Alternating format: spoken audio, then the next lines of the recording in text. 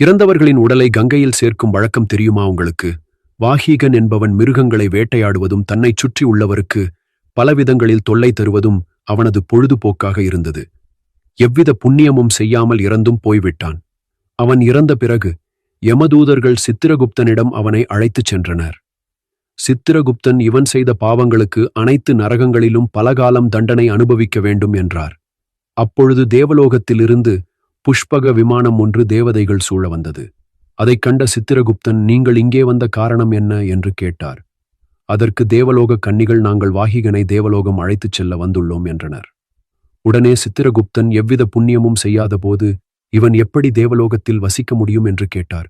உடனே தேவலோக கன்னிகள், இவன் காட்டில் தன் கண்ணில் படும் மிருகங்களையெல்லாம் கொடூரமான முறையில் வேட்டையாடிக் கொண்டிருந்தான். அப்போது எதிர்பாராத விதமாக ஒரு புலியால் தாக்கப்பட்டு இறந்தான். அவனது உடலில் இருந்து ஒரு எலும்பு துண்டை கழுகு ஒன்று கவர்ந்து சென்றது. அது கங்கை நதியின் மேலே பறக்கும் பொழுது மற்றொரு கழுகு அந்த எலும்பு துண்டை பறிக்கும் எண்ணத்தில் தாக்க அந்த எலும்பு துண்டு கங்கையில் விழுந்தது.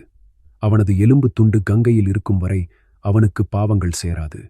எனவே அவனை தேவலோகம் அழைத்துச் செல்ல வந்துள்ளோம் என்று பதிலளித்தனர். இந்த நிகழ்வில் இருந்துதான் இறந்தவர்களின் உடலை கங்கையில் சேர்க்கும் வழக்கம் உண்டாயிற்று.